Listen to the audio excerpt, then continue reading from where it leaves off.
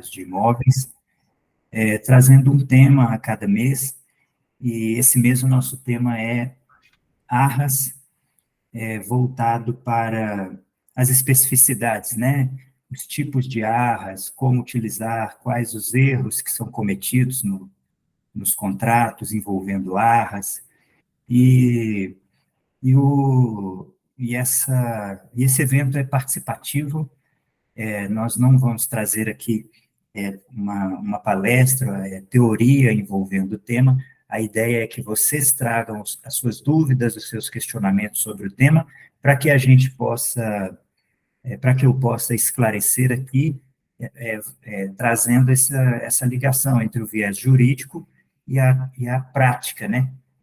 Sempre pensando em aplicar esse conteúdo imediatamente aí na imobiliária ou na sua atividade enquanto corretor de imóveis, né? Então, já dando início à questão, eu quero trazer aqui só uma questão geral, que é o seguinte: as arras, nós todos sabemos, é muito comum nos contratos de compra e venda, né? É preciso que o contrato mencione as arras, e diz respeito à rescisão ou arrependimento, né? Por uma das partes.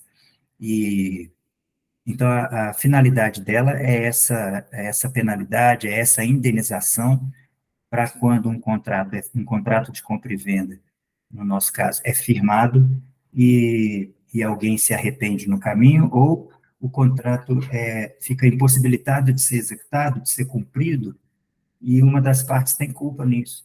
Então, é preciso que haja a rescisão do contrato, e aí se aplica, então, ou não, as arras. Nós vamos ver aqui quando é que se aplica, quando é que não se aplica, os tipos de arras, como é bom que ela esteja no contrato, e as curiosidades e especificidades envolvendo a matéria aí, ok? Mas é importante que vocês participem, que vocês tragam suas dúvidas, seus questionamentos, para que a gente possa tornar esse evento aqui bem prático, algo que possa ser aplicado imediatamente aí na sua imobiliária, na sua atividade. Bom, eu vou abrir espaço, então, para uma primeira pergunta, para a gente, então, dar início, de fato. Bom dia, doutor. Bom dia. Então, tem uma pergunta aqui do Paulo. Ele perguntou: o sinal de negócio é sempre arras? O sinal de negócio não é sempre arras. As arras podem ser estabelecidas em valor diferente do sinal de negócio. Diga-se de passagem, quando não for estabelecido no contrato o valor das arras, então vai ser o sinal de negócio. Então, naquele contrato que estabelece arras e não estabelece o valor das arras, então, automaticamente vai ser o valor do sinal. Mas não precisa ser o valor do sinal. Pode ser um valor qualquer, diferente do sinal, menor ou maior, e pode também ser um percentual em relação ao todo do negócio.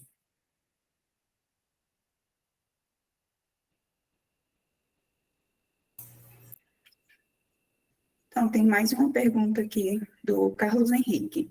Pode-se estabelecer arras mesmo quando não há sinal de negócio? Pode sim, né?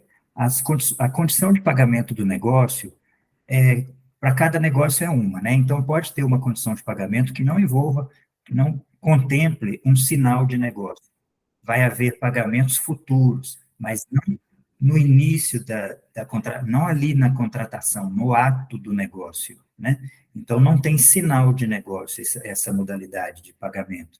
E mesmo assim, pode se estabelecer no contrato que vai se reger as arras e estabelecer, então, qual vai ser o valor ou o percentual em relação ao todo do negócio que vai corresponder a essas arras, né? Até porque, nesse caso, não tem sinal de negócio. Então, tem mesmo que se estabelecer qual vai ser o valor das arras.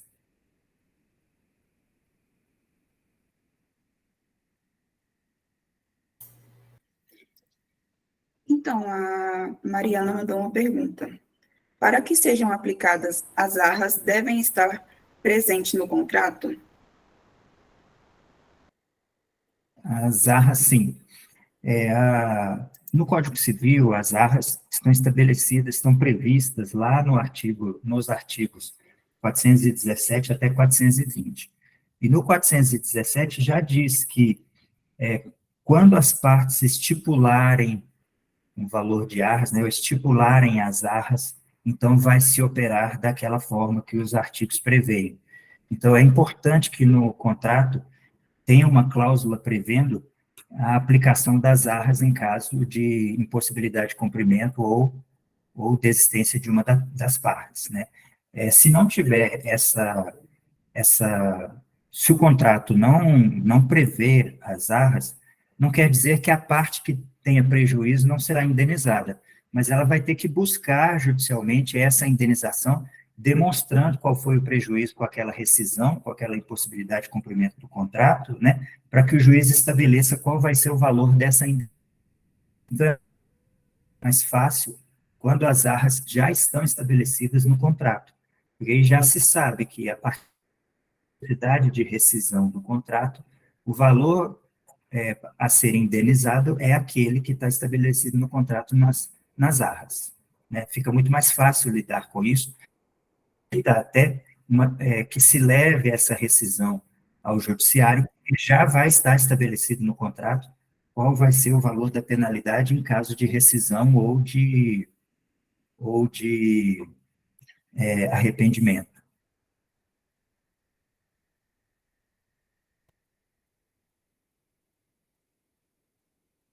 A minha produção aí pode alternar as telas também, se entender necessário. Então, doutor, deu uma travada aí no final, o senhor pode repetir?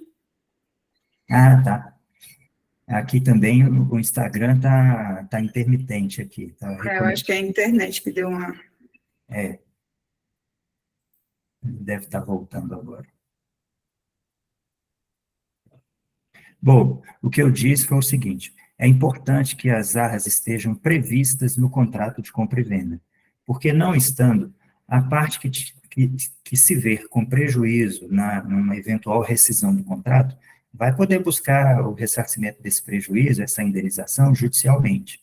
Mas a previsão das arras no contrato de compra e venda afasta essa hipótese de ter que ir ao judiciário, porque no próprio contrato já vai estar dizendo que em caso de rescisão ou de arrependimento, como vai se dar, qual vai ser o valor e como vai se dar esse pagamento, essa indenização na forma das arras. Né? Então, é bom que esteja previsto. O Júlio está fazendo uma pergunta aqui. Quem estipula o valor das arras... Sumiu aqui para mim. Vou ler aqui. Quem estipula o valor das arras no contrato? Vendedor ou comprador? Ou imobiliária? Então, qualquer um dos três. Quando a imobiliária está intermediando a venda, é importante que ela tome a iniciativa de colocar isso no contrato de compra e venda, né? E aí, se uma das partes não tiver esse interesse, então pode ser retirado, né? Mas quando a intermediação vem por uma imobiliária, então é importante que o corretor ou a imobiliária já coloque essa cláusula no contrato de compra e venda. Quando o contrato é feito entre as partes, então qualquer das partes pode tomar essa iniciativa e a outra parte vai concordar ou não, né? Mas o que acontece sempre, o que pode acontecer é um questionamento em relação ao valor das arras, mas não quanto à estipulação das arras, sabe? Porque quando se está fazendo um contrato, quando se está assinando um contrato, ninguém imagina que vai haver uma rescisão, né? Senão não faria o contrato naquele momento. E aguardar, então, algum complemento, alguma condição, para que tivesse certeza da efetividade do negócio e então contratasse, né? Então, as partes não estão ali querendo ou prevendo uma situação de rescisão. Mas o contrato serve para isso, né? O contrato serve para dizer como a relação vai se dar e quando acontecer algum problema, como é que as partes vão corrigir, vão resolver aquele problema, né? Então, é importante que todo mundo queira que a cláusula de arras esteja presente no contrato. E aí vai se discutir, vai se resolver qual que vai ser o valor das arras, né? Imagine, por exemplo, num negócio em que o sinal é muito alto, você não precisa reduzir o valor do sinal só para que seja compatível com o que você quer de valor de arras. Você pode deixar o valor do sinal naquele valor alto e estabelecer na cláusula de arras qual vai ser o valor das arras. Então, as arras seriam, nesse caso, menor do que o valor do sinal, né? É muito comum você pensar, eu estou disposto a dar um sinal, por exemplo, de R$ 1 milhão, mas eu não estou disposto a me submeter ao risco de perder R$ 1 milhão. Então, eu posso dar R$ 1 milhão de sinal de negócio e estabelecer as arras como R$ 100 mil, por exemplo. Que aí, numa eventual rescisão, eu vou ser indenizado, se for aplicadas, né, se forem aplicadas as arras, eu serei indenizado ou terei que pagar aqueles 100 mil das arras, e não o R$ 1 milhão que eu estabeleci como sinal. O fato do comprador ter disponibilidade e confiança bastante para dar um valor alto de sinal, não significa que ele tenha que se submeter a um risco do mesmo tamanho, né? Então, ele pode estabelecer arras num valor bem menor e participar do negócio com aquela vantagem de um sinal mais alto.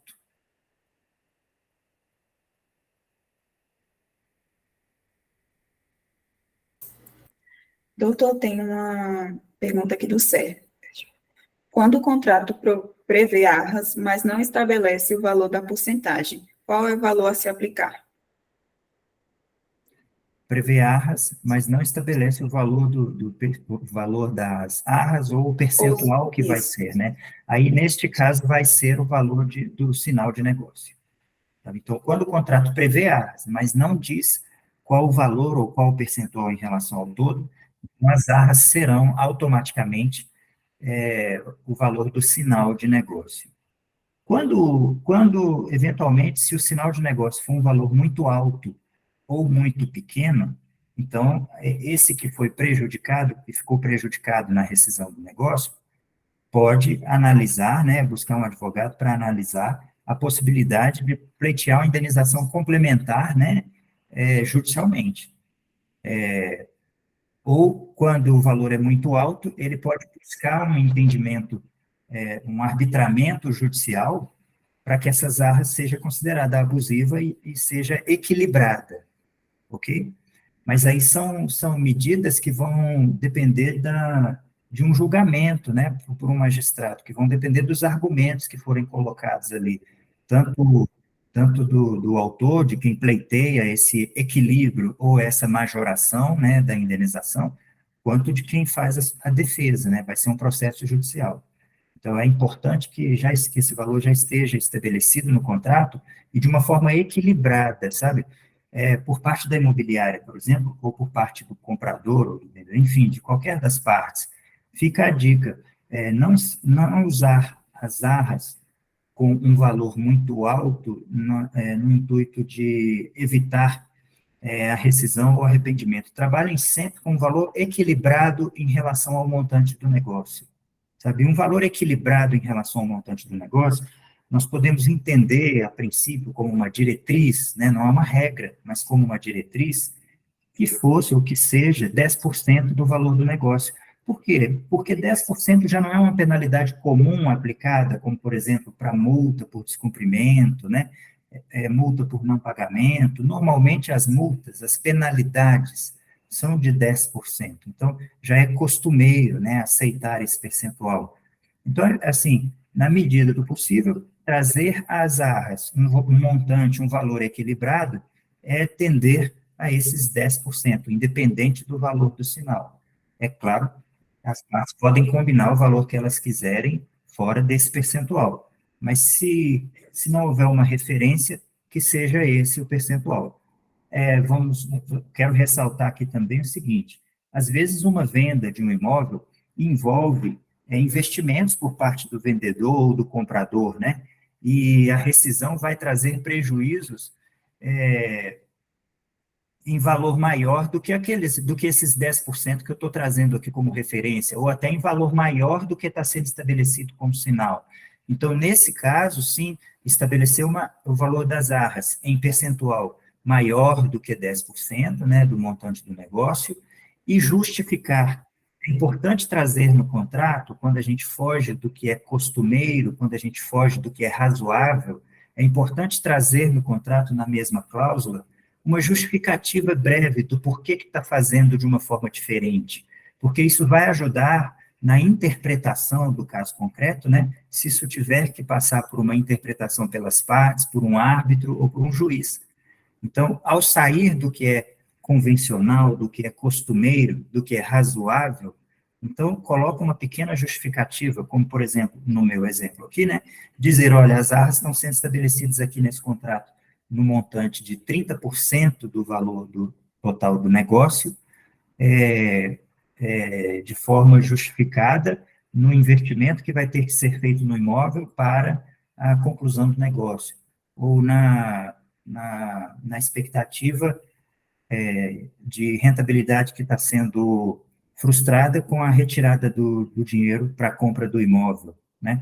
Então, assim você consegue justificar por que as arras estão diferentes daquele valor que é o razoável, que é o costumeiro, para facilitar uma eventual interpretação futura que vá manter o entendimento entre as partes, né, para que não seja considerado um desequilíbrio, para que não seja também considerado um valor ínfimo.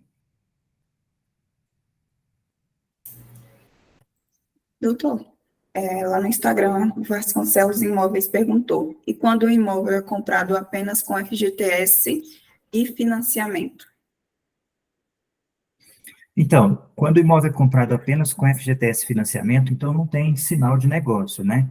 Ou mesmo que tenha um sinal de negócio que vai ser muito pequeno, nesses casos, só aquele ajuste para o preço do imóvel, né, ou para o pagamento da comissão, né, das despesas com a venda, né, a regra é essa, é estabelecer as arras, sim, no contrato, e dizer lá na cláusula de arras qual vai ser o valor das arras, porque se o negócio tiver que ser desfeito por culpa de uma das partes, ou por arrependimento, de uma forma que sejam aplicadas as arras naquela rescisão, aquele que provocou a rescisão vai estar devendo ao outro, né, aquele montante de arras, já que, como não houve sinal, ou como o sinal é menor do que o valor estabelecido para as arras, ele vai ter que complementar, ou pagar inteiro, ou complementar o valor que foi estabelecido de arras.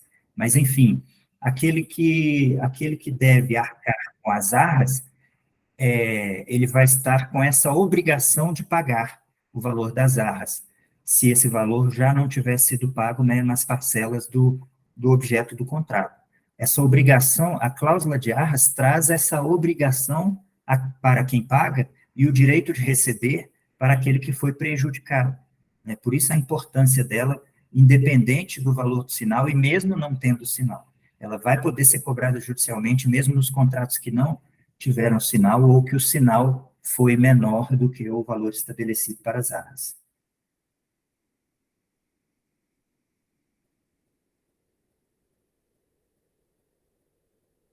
Acho que eu estava com um problema aqui, que eu não estava aparecendo no Instagram, agora voltei a aparecer lá. Mais alguma pergunta, gente? Vamos participar, gente. Aproveite para trazer a sua dúvida. Quem quiser deixar o seu questionamento, a sua... Eu coloquei aqui agora para aparecer o vídeo que não está. Aí voltou a aparecer a minha imagem. Estou falando com o meu colega aqui da produção. Aproveite para deixar a sua dúvida. O canal do Instagram é Delamora Advocacia, para que você, não querendo fazer a pergunta ao vivo, possa deixá-la lá para a gente responder depois, ok? Uma próxima pergunta. Doutor, tem uma pergunta que veio lá do Instagram. Quais são os tipos de arras? Muito bem, gente. Essa é uma pergunta que eu vejo de suma importância a resposta para as imobiliárias e para os corretores, porque um erro comum que eu vejo nos contratos é tratar as arras de uma forma muito superficial e generalizada. E ao entender os tipos de arras, a gente consegue prevenir melhor a aplicação dessas arras para cada caso de rescisão. Bom, eu preciso, para responder essa pergunta, fazer uma prévia aqui de um conhecimento básico, que é o seguinte: nós vamos aceitar de uma forma sintetizada, de uma forma generalizada, bem superficial, nós vamos aceitar que, na minha explicação, nós vamos aceitar que tem duas formas de rescindir um contrato.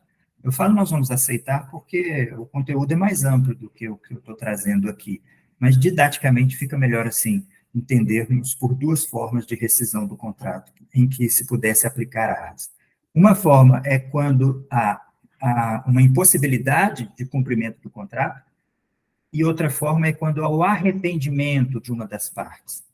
Uma impossibilidade de cumprimento no contrato é muito comum acontecer nas compras e vendas. Estabelecer uma condição, por exemplo, parte do valor vai ser pago com dinheiro da venda de um outro imóvel, ou então parte do valor vai ser pago com financiamento imobiliário. E aí, no meio do caminho, se descobre que não vai conseguir vender o outro imóvel, ou então que o banco não aprovou o financiamento. Quando depende de um documento e esse documento não sai ou não sai a tempo, né? Então, quando há uma condição no contrato para a conclusão da venda, e essa condição não pode ser adimplida, não pode ser concretizada, então aí é onde a gente diz que há uma impossibilidade de cumprimento desse contrato de compra e venda. Aí,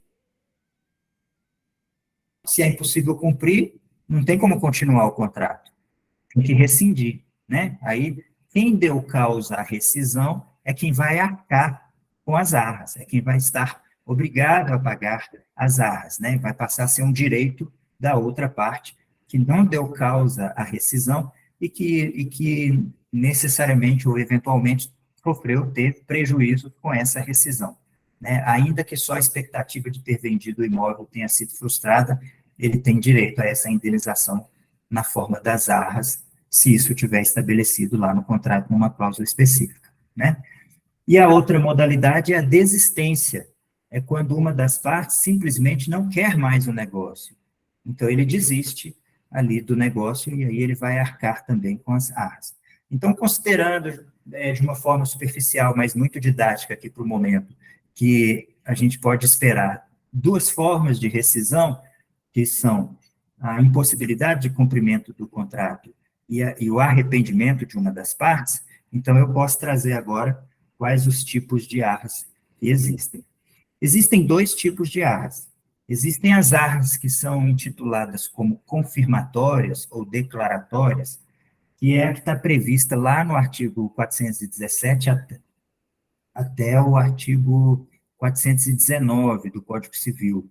É o que é mais comum, é o que a gente vê nos contratos de compra e venda, né? É aquele que, na impossibilidade de cumprimento do contrato, né, aquele que deu causa à rescisão paga as arras, e a outra parte recebe as arras, né? Essa modalidade de arras, esse tipo de arras, é chamado arras confirmatórias ou declaratórias. Quando você vê lá no contrato aquela cláusula padrão de internet, está dizendo respeito a esse tipo de arras, né? Mas e o outro tipo de arras, então, que é aquele que se aplica no caso de arrependimento por uma das partes? Essas são chamadas, são intituladas como arras penitenciais, ok? Ela serve, então, para o caso de arrependimento por uma das partes. Quando há o arrependimento pelas duas partes, gente, então não vai ser aplicado arras, porque vai haver uma compensação, né? Vai haver um distrato. O distrato é quando as duas partes convergem para a rescisão do negócio. As duas partes entendem que não querem mais. Então, eles vão fazer ali um distrato daquele contrato de compra e venda. As arras penitenciais, que são as arras aplicadas em caso de arrependimento, elas são aplicadas naquele caso em que uma das partes resolve que não quer mais o negócio, se arrepende, e aí arca com essa penalidade. Por isso elas são chamadas de arras penitenciais. Vou pedir o meu apoio aqui, que me traga um copo de água, por gentileza. Qual é a diferença, gente, desses dois tipos de arras?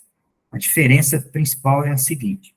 Bom, nas arras confirmatórias, que é aquela de impossibilidade de cumprimento do contrato, é possível que aquele que ficou prejudicado peça ainda uma indenização complementar se o prejuízo que ele comprovar ter tido com aquela rescisão for maior do que o valor estabelecido para as arras. Ok? Então, se a gente estabeleceu um contrato como arras, R$ 100.000, independente do sinal, mais ou menos a penalidade pelo descumprimento, por aquele que deu causa à impossibilidade de cumprir o contrato, vai ser de R$ 100.000. Mas se a outra parte teve um prejuízo maior do que R$ 100.000, ela pode pleitear a complementação dessas arras para alcançar esse prejuízo que ela teve. Se ela teve um prejuízo de 120 mil e as arras são confirmatórias, né, é pela impossibilidade de cumprimento do contrato, então ela pode reter para ela ou cobrar aqueles 100 mil das arras e pode cobrar ainda a complementação dos 20 mil para alcançar os 120 mil de prejuízos que ela teve. Se ela teve um prejuízo menor do que o valor que foi estabelecido como arras, então não cabe cobrar um valor maior, porque já está coberto, esse prejuízo já está contemplado, né, já está ressarcido no valor que foi estabelecido para as arras. Né? Já nas arras penitenciais, que é as arras aplicadas em caso de arrependimento por uma das partes, então esse valor que foi estabelecido como arras, ele é conclusivo, ele é terminativo, é esse valor e pronto. Mesmo que você tenha tido um prejuízo maior do que esse, o que eu vou te ressarcir pelo meu arrependimento é esse valor que a gente estabeleceu como arras. E como já dito, se não for estabelecido um valor estabelecido para as arras, o valor da indenização vai se limitar ao valor do sinal, seja lá qual for, pequeno ou alto demais, e se quiser reequilibrar ou majorar, vai depender de um processo judicial para que você manifeste ali os argumentos que te fazem crer que você tem direito a mais ou a menos, né? Então, os dois tipos de arras são arras confirmatórias, é o caso mais comum, que é aplicado em caso de impossibilidade de cumprimento do contrato. E quem paga as arras é quem deu causa a essa impossibilidade.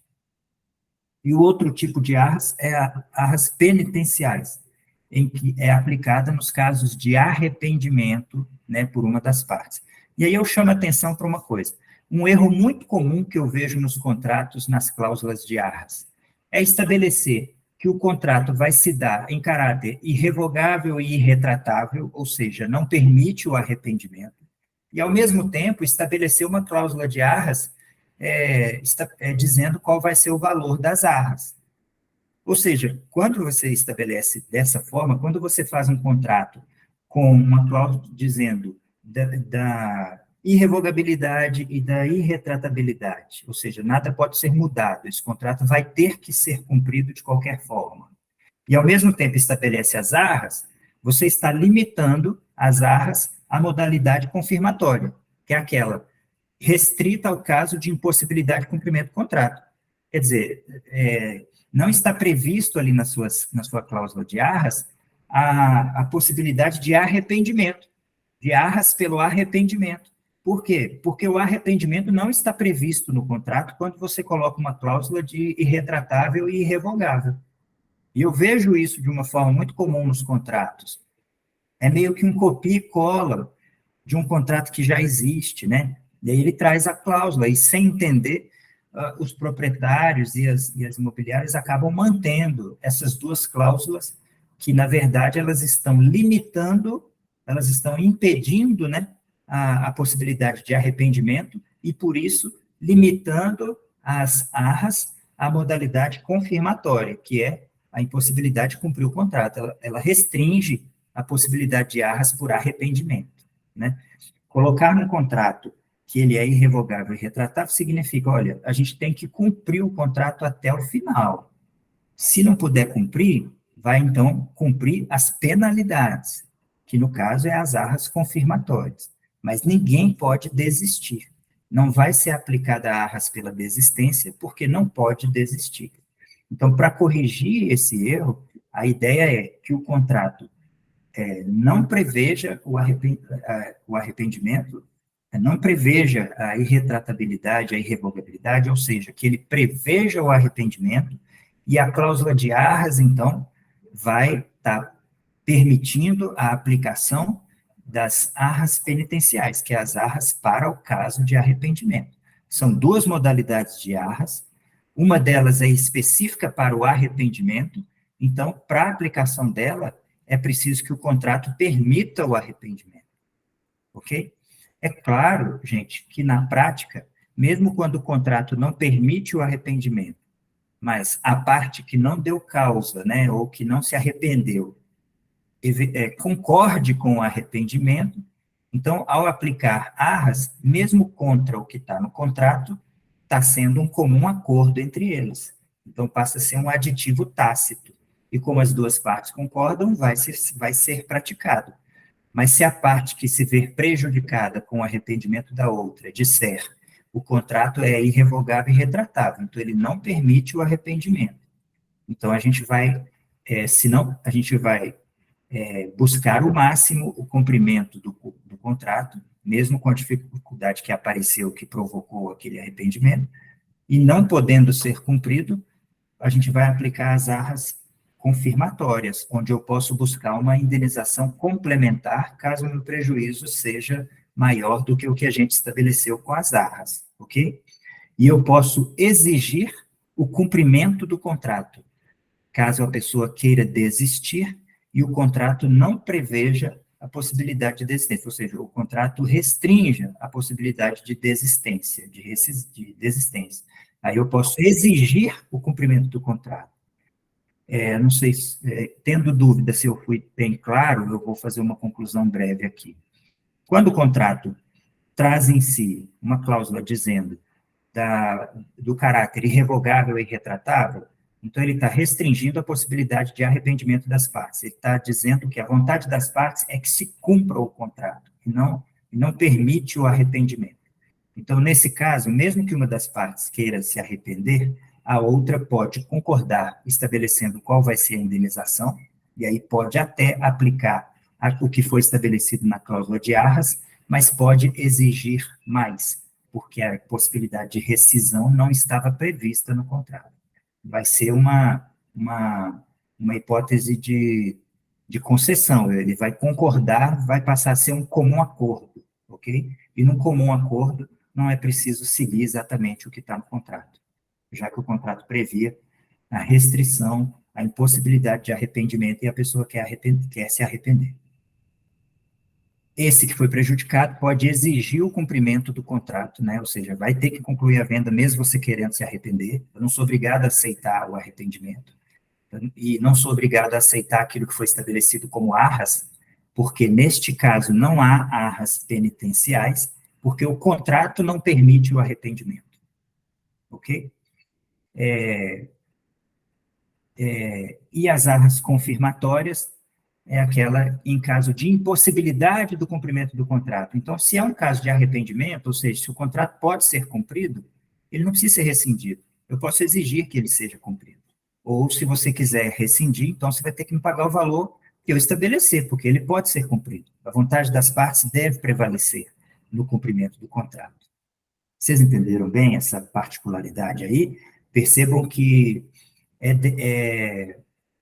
por parte da imobiliária e do corretor de imóveis, trazer no contrato de compra e venda essa especificação da cláusula de arras de uma forma completa, né, abrangindo as duas modalidades de arras e, por consequência, retirando do contrato a hipótese do caráter irrevogável e irretratável, parece ser a melhor medida, porque você tem, como intermediador, você tem mais amplo campo de atuação aí para chegar numa mediação, para chegar num consenso entre as partes. Quando você coloca o contrato como irrevogável e irretratável, você retira a hipótese de arrependimento e permite que aquele que quer se arrepender seja obrigado a cumprir o contrato. E que a rescisão, então, se dê não com a penalidade estabelecida nas arras, mas com o que for combinado entre as partes, porque o contrato não previa o arrependimento. Então, a parte prejudicada pode impor o valor que ele quiser ou o cumprimento do contrato. Esse é um erro muito comum que eu vejo nos contratos, então, prever a impossibilidade de arrependimento e, ao mesmo tempo, trazer a cláusula de arras, entendendo que, no caso de arrependimento, as arras vai ser aplicada, e, na verdade, não é tão simples assim, né? A partir do momento que a gente entende os tipos de arras e quando elas são aplicadas, então entende-se também como deve ser formulado o contrato no que diz respeito a essas duas cláusulas, irretratabilidade e revogabilidade, e a cláusula de arras em si. Mais alguma pergunta, gente?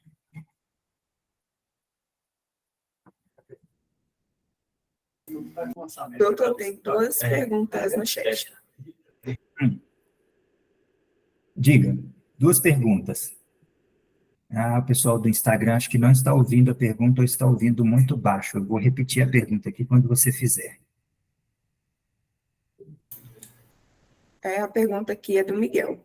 Quando, apesar do contrato de compra e venda, uma das partes rescinde o pagamento de arras via a pena judicial, o processo de conhecimento depois da execução, toda essa liturgia, quando o tempo médio de uma execução dessa dívida?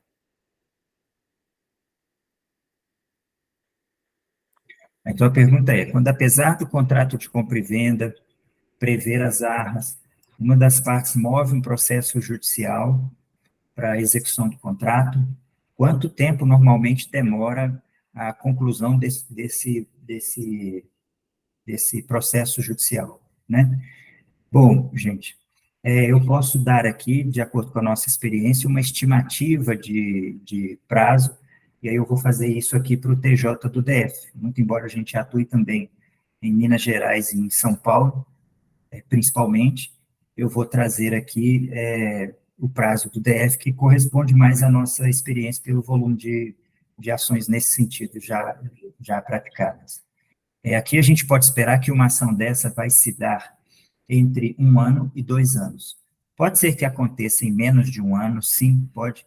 Às vezes as partes trazem cada um seus argumentos de uma forma muito objetiva, o contrato está muito bem escrito, bastando que o juiz apenas interprete e julgue, ok? Nesse caso, pode demorar até menos de 1 ano. Outros casos, as partes embolam muitos argumentos, trazem muitas questões que não são mesmo aplicáveis ao caso, trazem combinações que não estão no contrato, isso traz uma certa confusão para o contrato, e aí pode demorar um pouco mais para chegar a uma sentença e na execução dessa sentença.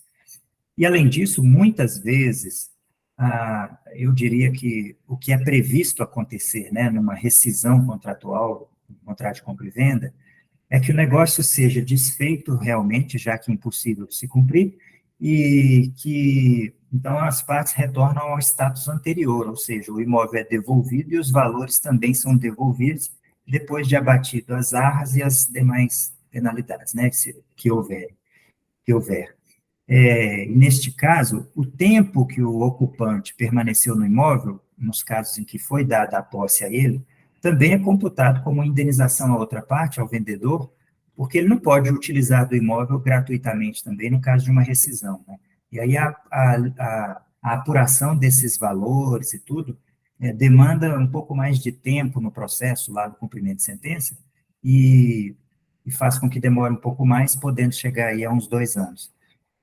Tem casos que ultrapassa 2 anos, mas aí são casos de muita confusão, realmente, sabe? Numa situação normal, a gente pode esperar aí de 1 a 2 anos para se resolver um processo desse. Aqui no Distrito Federal. São Paulo e Brasília, os processos demoram mais. São Paulo e Belo Horizonte, São Paulo e Minas Gerais, os processos demoram mais. Então, é difícil prever o prazo. Outra pergunta? Hoje nós estamos falando de arras, os tipos, as consequências, os principais erros envolvendo as arras nos contratos de compra e venda de imóvel.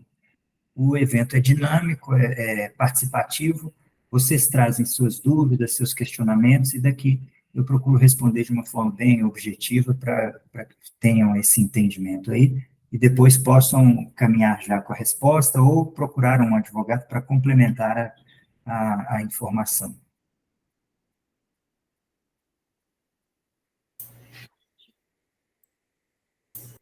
Tem mais uma pergunta aqui no Meet. Hum. Dúvida. Quando o vendedor se recusa a pagar a comissão no ato e alega pagar somente após lavra a escritura, e se isso tem sinal de arras?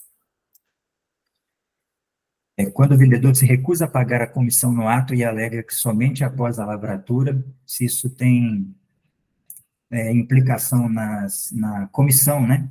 Vou entender dessa forma. É uma pergunta bem interessante, porque a imobiliária, o corretor de imóveis, tende a pensar que, uma vez promovido o negócio, uma vez contratado, né, assinado o contrato, ele tem direito ao comissionamento. E não é assim, gente, não é tão simples assim. Esse já foi um entendimento de anos atrás. O judiciário já pacificou um entendimento mais preciso, um entendimento que exige mais do corretor de imóveis para que ele tenha direito ao comissionamento. Hoje, eu posso resumir para vocês, antes de responder diretamente, né, é o seguinte: o corretor não tem direito ao comissionamento só porque o contrato de promessa de compra e venda foi assinado. O artigo 725 do Código Civil, que trata da corretagem, né, da comissão de corretagem, ele especifica que o corretor faz jus ao comissionamento desde que o contrato as condições estabelecidas no contrato de mediação tenham sido concluídas. Ou seja, desde que a promessa de compra e venda seja concluída. E quando você faz uma promessa de compra e venda, estabelecendo condições, como, por exemplo, uma parte vai ser paga com financiamento. Então, há uma condição para a conclusão dessa promessa de compra e venda, que é a conclusão do financiamento. Se esse financiamento não se conclui, então gerou-se aí uma impossibilidade de conclusão do negócio.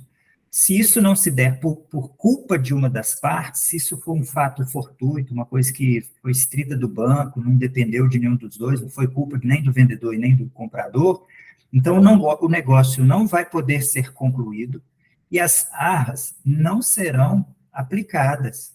E aí, nesse caso, quando um contrato de compra e venda quando um contrato, promessa de compra e venda, não foi conclusivo, não foi concluído, ainda que tenha sido assinado, o corretor ainda não tem direito a essa comissão. Então, se não houver a aplicação das arras a uma das partes, o corretor também não faz jus ao comissionamento. E aí ele tem que devolver a parte que ele recebeu antecipadamente, né? E se ele deixou para receber no final e o contrato não se concluiu sem culpa das partes, né, com ausência de culpa das partes, ou seja, sem a aplicação das arras, esse corretor não vai ter direito a cobrar essa comissão. Ou seja, quando o contrato não se conclui, o contrato de mediação aí que ele foi contratado a fazer é a promessa de compra e venda, que é anterior à escritura, né? A escritura é o contrato de compra e venda definitivo quando o objeto é imóvel, né? Normalmente, quando você compra um carro, você faz ali um contrato, e chama isso de contrato, você não chama de promessa, você não chama de pré-contrato, mas especificamente para a venda de imóveis, o contrato que a gente faz na imobiliária, ou que faz entre as partes, um instrumento particular, que a gente costuma chamar de promessa de compra e venda, é tal como o nome diz, eu prometo vender e você promete comprar se as condições que a gente está estabelecendo aqui forem cumpridas, né? E se não forem cumpridas, se forem impossibilitadas de serem cumpridas por culpa de uma das partes, então a gente vai aplicar as arras. Mas não havendo culpa das partes, não haverá penalidade e automaticamente não haverá o comissionamento, porque enquanto não concluído essa promessa de compra e venda, ou seja, se uma das condições não se concretizar, o corretor também não faz jus ao comissionamento. Nós temos que deixar de lado esse entendimento, que já é passado, de que a aproximação das partes, a apresentação do negócio, a assinatura da promessa de compra e venda, cada um desses atos individualmente dá direito à comissão. Não, isso por si só não dá direito à comissão. É preciso que se conclua a promessa de compra e venda, ou seja, que se cumpra as condições que foram estabelecidas, ou que haja um arrependimento por uma das partes, né? Ou que o contrato, ao não poder ser cumprido, assim se dê por culpa de uma das partes. Aí sim, aí vai ser aplicada as arras, e aí o corretor vai ter direito ao condicionamento. Percebam que o caráter, a finalidade das arras é a indenização, é a compensação pelo prejuízo causado ou pela frustração do negócio. Entre os prejuízos causados estão a despesa com a venda ou a atuação da imobiliária, né? A despesa com a venda, no caso do vendedor ter provocado, no caso do vendedor ter sido prejudicado, e a atuação da imobiliária, a atuação profissional e remunerada, né, de forma onerosa da imobiliária, no caso de ter sido provocado pelo comprador. Então, sempre que a rescisão provocar a aplicação das arras, então o corretor tem direito ao condicionamento, porque ele faz parte das despesas com a venda. Se alguém já está sendo indenizado pela rescisão do contrato, essa indenização é também para suprir as despesas com a venda, que faz parte do prejuízo. E ao suprir as despesas com a venda, então, tem que remunerar os corretores do imóvel, tem que concretizar a despesa para ser ressarcido dela, né? Então, quando o contrato se for rescindido com a aplicação das arras, que é por impossibilidade de cumprimento por culpa de uma das partes ou por arrependimento, o corretor tem direito ao condicionamento.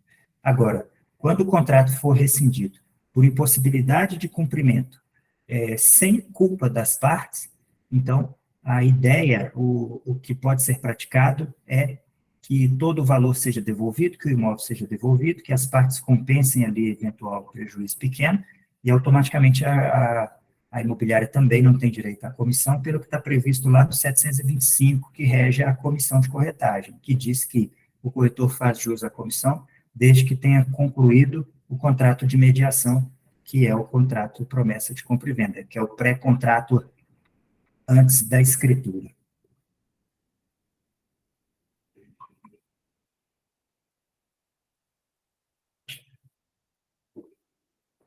Mais alguma pergunta, gente?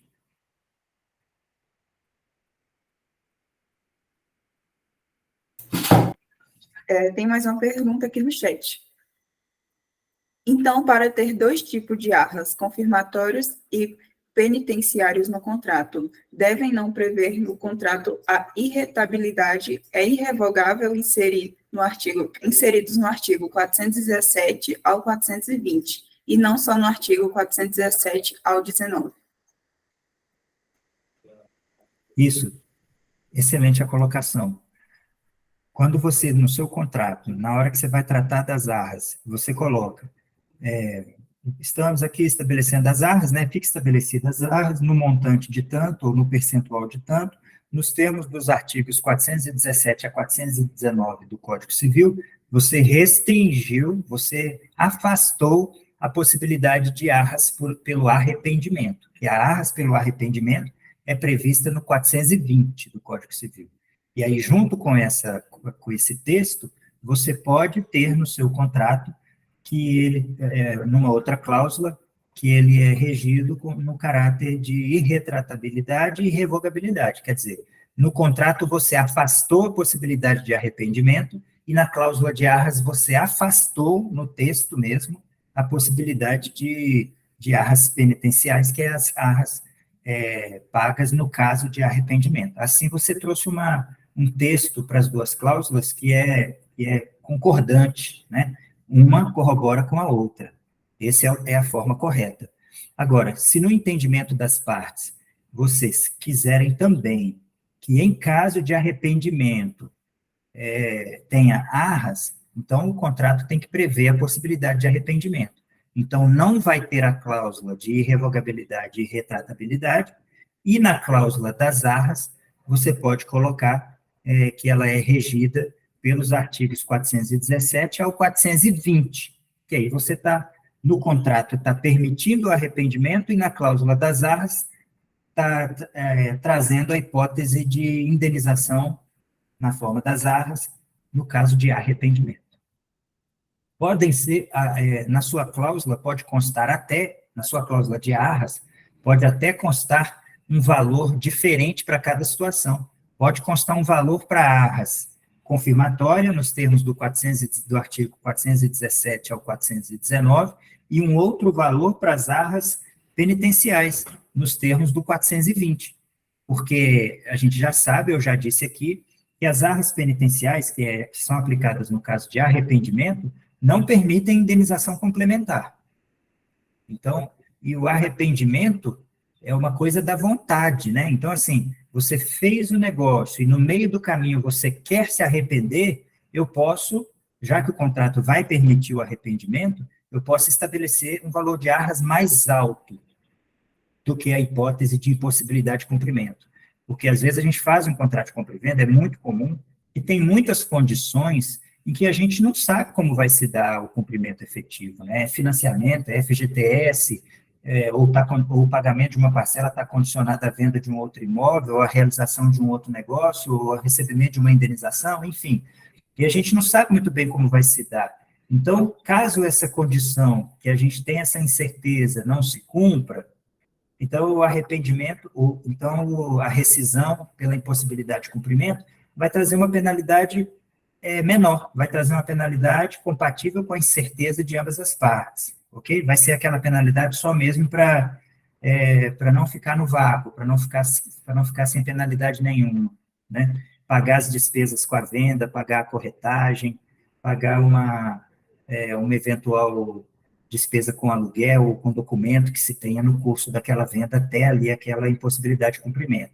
Ao passo que as arras do 420, que é a de arrependimento, podem ser estabelecidas num valor maior, já que depende apenas da vontade. Então, se você quer arrepender, é porque você vai ter uma vantagem em outra situação, então me indenize de uma forma mais compatível, e aí estabelecer um valor maior. Alguma outra pergunta?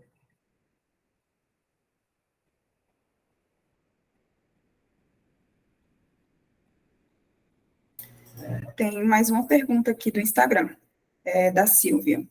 Quando vencem as arras, pode ser aplicado juros? Muito bem, gente. Vocês estão feras nas perguntas, porque vocês estão alcançando os temas que realmente ou estão previstos de forma errônea ou insuficiente nos contratos que eu tenho visto aqui, que tem chegado aqui para a gente revisar.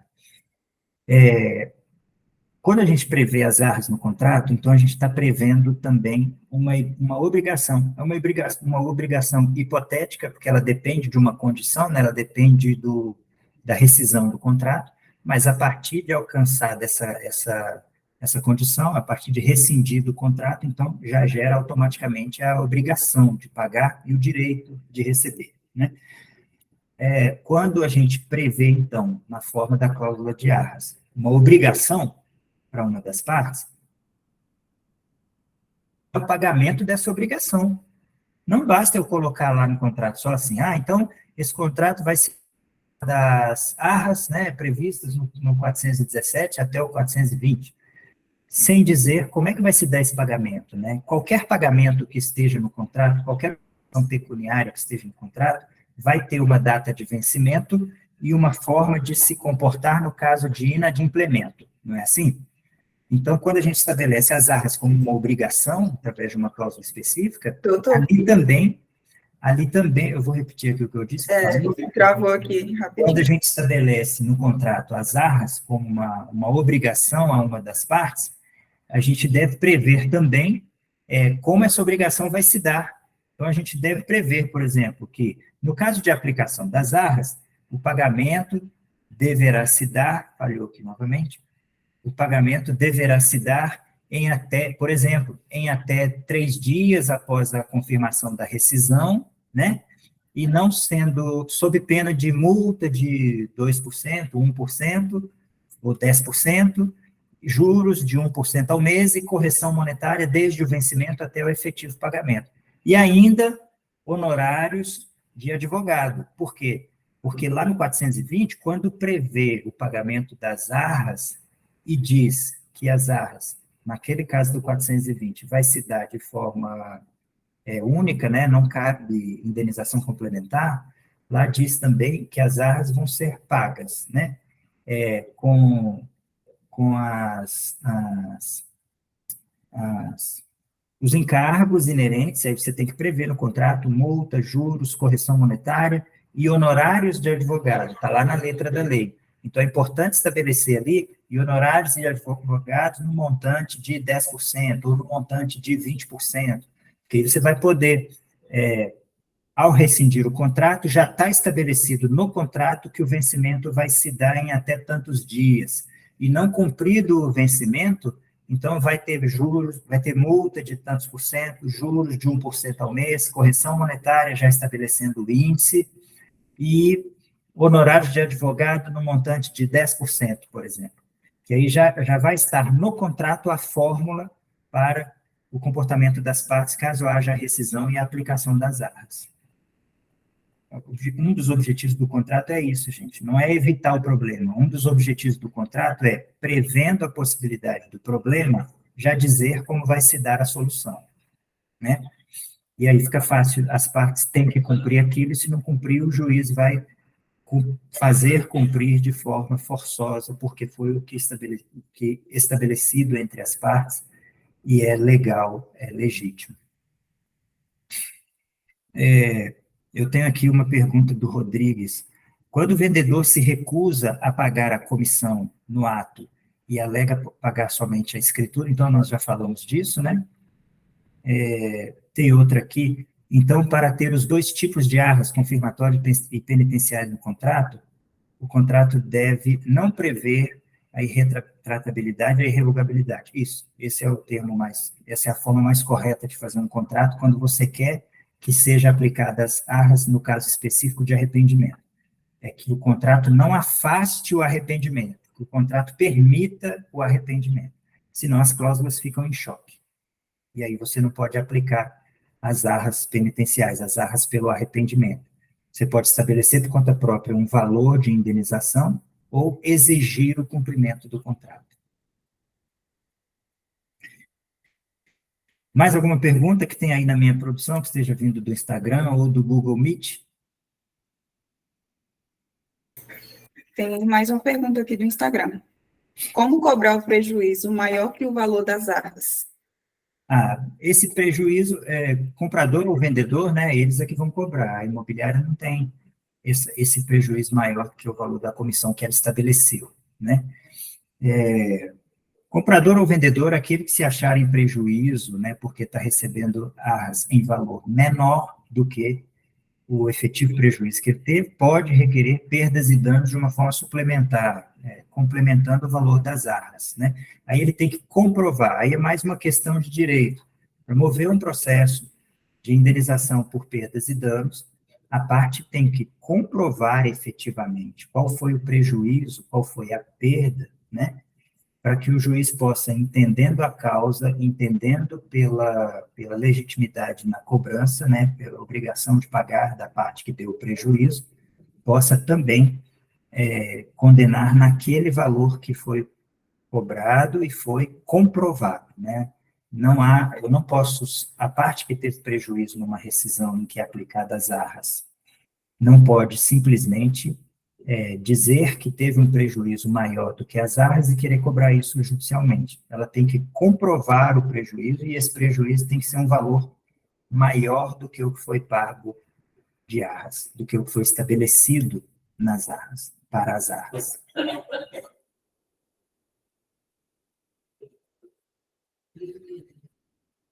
Então, a gente, apesar de ser agora meio-dia, eu vou dar sequência aqui nas perguntas que ainda faltaram responder. Hoje nós estamos tratando do tema arras nos contratos de compra e venda, trazendo para o esclarecimento questões relacionadas a erros no contrato, formas de se estabelecer corretamente as arras, tipos de arras, como entender as arras para que o operador da atividade imobiliária aí, ou o proprietário, né, o vendedor, saiba exatamente como conduzir a negociação, a contratação, prevendo essa indenização de uma forma compatível e aí evitando problemas futuros no caso de uma eventual rescisão, por impossibilidade de cumprimento ou por arrependimento das partes. A gente tem que sair desse entendimento geral, generalizado, de que arras é uma coisa só, de que só está escrito no contrato de arras, o arrependimento vai ser aplicado, né? A gente está corrigindo está quebrando esses paradigmas aqui com respostas mais precisas, específicas, né, dentro da nossa especialidade aqui, que foram conhecimento esse que foi alcançado aqui no exercício da especialidade da matéria, né, na lida com as imobiliárias e com os proprietários de imóveis. Alguma pergunta mais?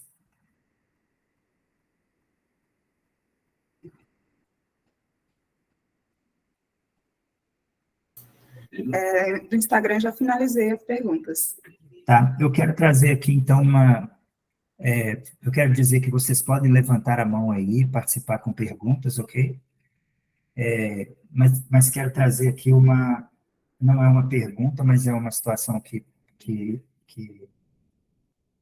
é presente aí das imobiliárias no momento de elaborar os contratos. Quando você faz que eu considero uma injustiça com o vendedor, estabelecer arras normalmente para a impossibilidade de cumprimento do contrato, quando a modalidade de pagamento é pelo financiamento e a causa do banco recusar o financiamento tem a ver com o vendedor, ou seja, está relacionado à condição ou à documentação do vendedor ou do imóvel. Porque, veja bem, o vendedor, ele está ali vendendo o imóvel e ele apresenta as condições do imóvel, né? A imobiliária toma a iniciativa de emitir as certidões, de ver se está tudo ok e apresenta aquela condição, aquela especificidade que tem naquela venda, né?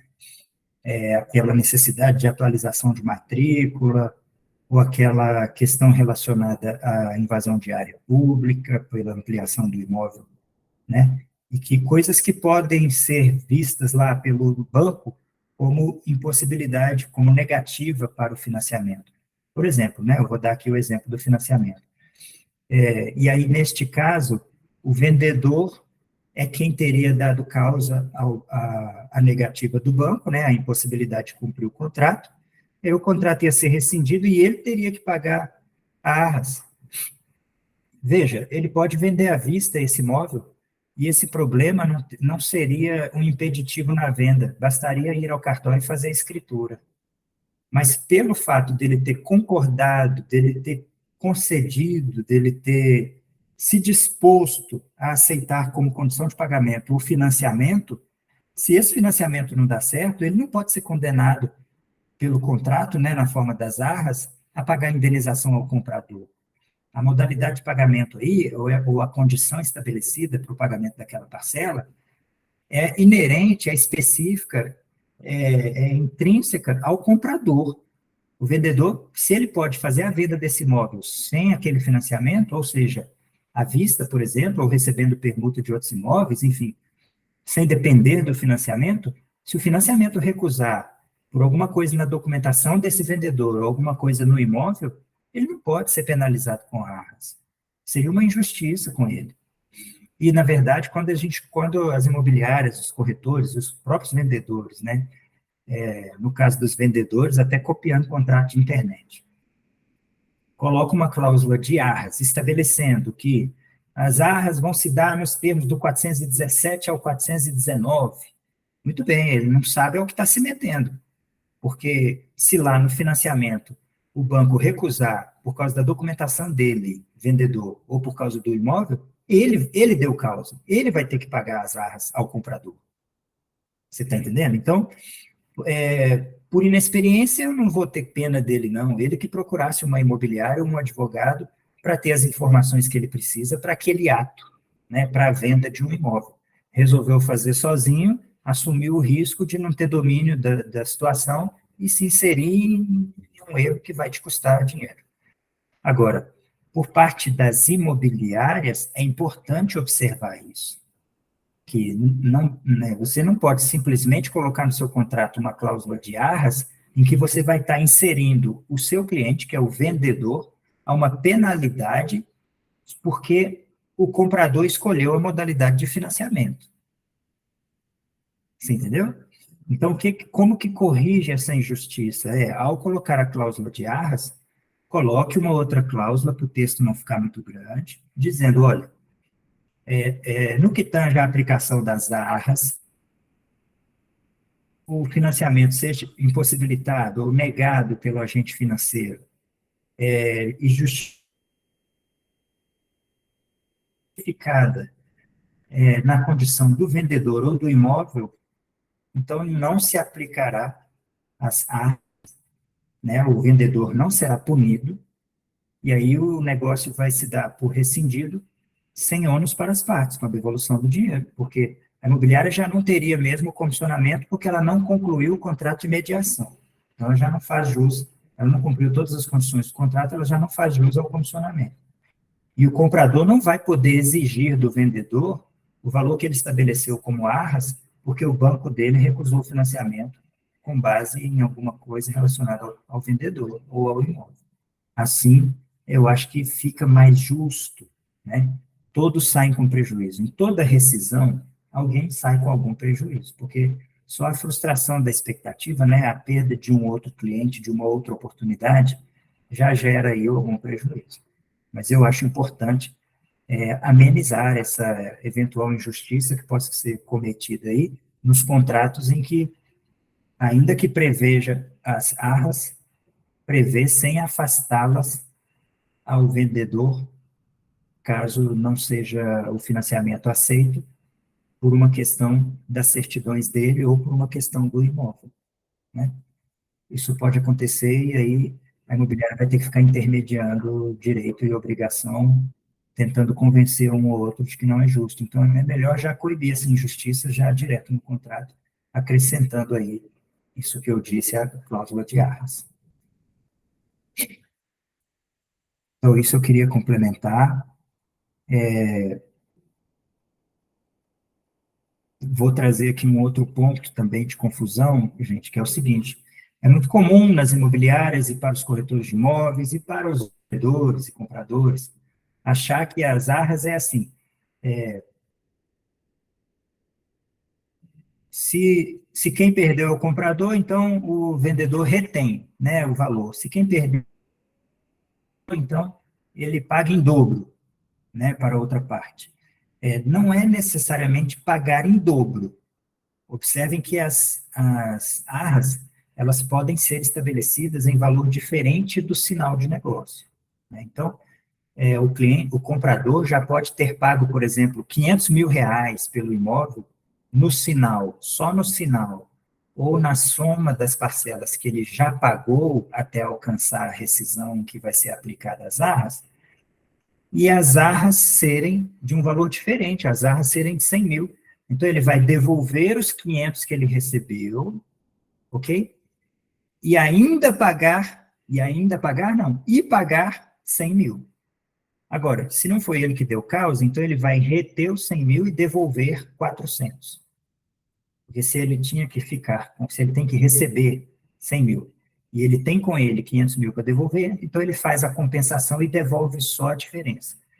Mas, percebam, independente do valor que ele tenha pago, se mais ou menos do que o valor que foi estabelecido pelas arras, são as arras, o valor que foi estabelecido pelas arras é que é a obrigação e o direito que é gerado em função da rescisão. O valor que foi pago pelo preço do imóvel, pelo comprador ao vendedor, deve ser ressarcido. Pode ser ressarcido com o abatimento das arras, certo? Ou pode ser ressarcido e ainda complementado com o valor estabelecido pelas arras. Então, não é. Eu vejo aqui nos contratos, vai pagar em dobro. Depende do quanto ele recebeu, para dizer que vai pagar em dobro, né? Ele não vai pagar em dobro, ele vai devolver o valor que ele recebeu e vai pagar as arras, né? Dependendo da diferença aí nos valores, não é pagar em dobro.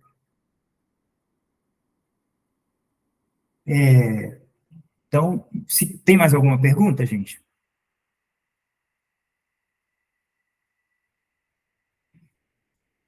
Então, não havendo nenhuma pergunta mais, eu vou dar aqui por encerrado para que a gente possa continuar com o nosso propósito de começar exatamente às 11, né, fazendo uma vez por mês, começar exatamente às 11, terminar às 12, a não ser que tenha mais perguntas para a gente explorar o assunto.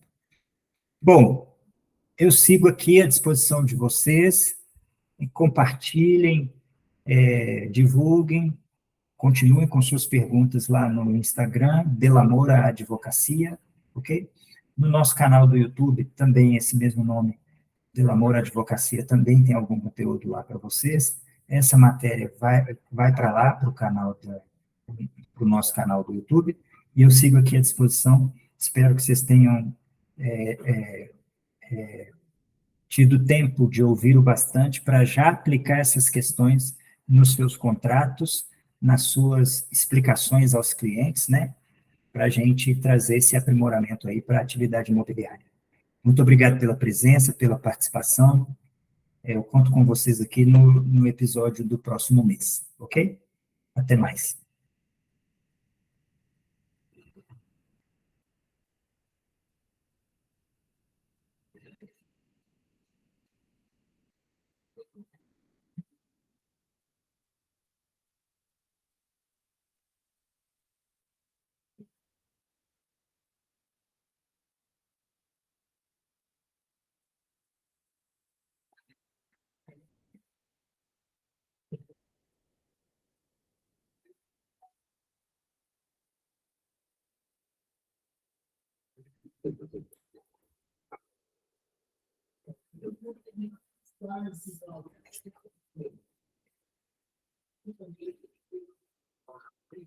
Deu certo?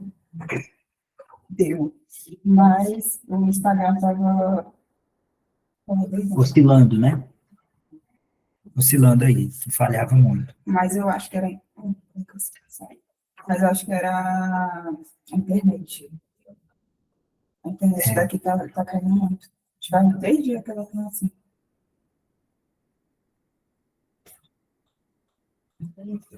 Só que ficou de boa no ambiente também. Aqui como responde? Eu acho que não dá para puxar para responder para cada um, né? Ouvi algumas, coloquei obrigada a todos, coloquei no Instagram também.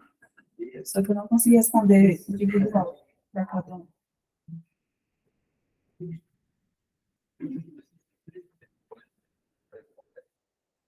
Isso.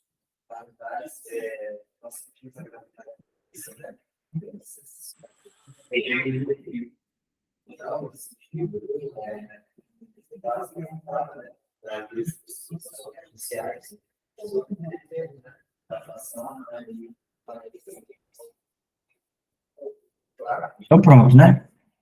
Só estava salvando a live para depois fazer os cortes.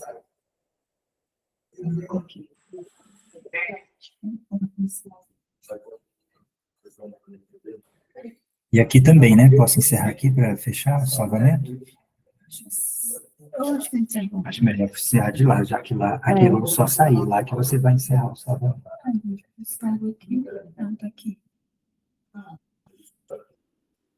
Ai, tem que ter um negocinho no início, né? Para as pessoas irem chegando e já ver uma conversa, né? Bom, Isso é algo que a gente não ficasse mudo e nem antecipasse o assunto. qualquer coisa, porque assim, ficou meio uns cortes, assim, eu só queria ter para fazer alguns cortes igual aqueles que eu estava fazendo aqui. Isso, mas eu digo assim, para a próxima, né? Para as próximas, né? Para a gente, porque a pessoa chega e ela já chega e já vê a conversa e ela se mantém, né? Eu já vi gente começar com música, mas aí eu tenho medo de colocar no Instagram, porque o Instagram derruba por causa dos direitos autorais. É. Mas tipo, uma musiquinha de fundo, mas eu posso caçar, Procura procurar. lá a gravação para não ficar ampliando muito o vídeo. Deixa eu caçar.